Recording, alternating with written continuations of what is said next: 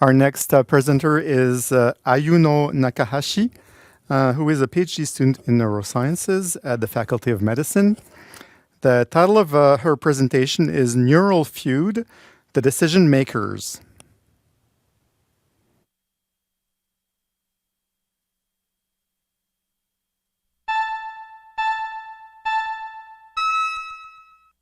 I study decision making because it's important. We want to make the right decisions, the right job, the right partner, the right answer at the right moment. How do we do that? That is a topic of my project. How do we make decisions? If you survey 100 neuroscientists, where in the brain do we make decisions? The popular answer will be the frontal lobe. Why? Because the damage in the frontal lobe can change the way patients make their decisions, sometimes subtly, sometimes devastatingly so. Also, say a healthy subject is choosing between cheese and cake.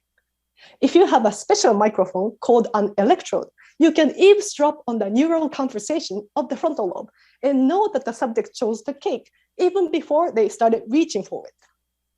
Plus, some neurons can tell you why that decision happened. Things like the subject prefers cake over cheese, or it was just closer or cheaper. The neurons in the frontal lobe can tell you so much about the ongoing decisions. So it makes sense to think that the frontal lobe is where the decision maker is.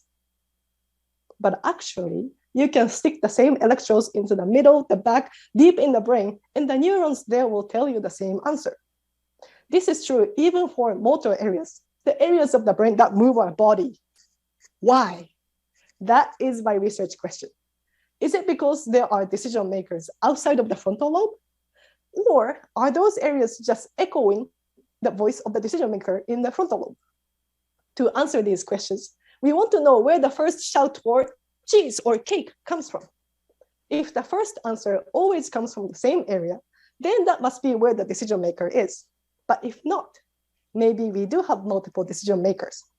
So I use 192 electrodes to listen to different parts of the brain to see who are the fastest at answering, while my monkeys are choosing between different options.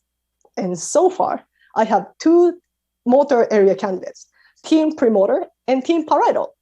And they can shout their answers within 100 milliseconds.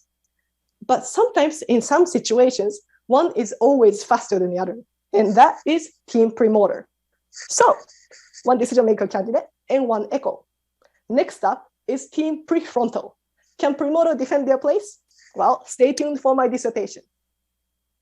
My topic, decision making, is more about just jobs or partners. We are always making decisions, subtly or consciously or unconsciously. That is why when our ability to make decisions gets compromised, we suffer. By knowing the whereabouts of the decision makers, my project can help develop more effective treatments for people with decision-making problems. Thank you.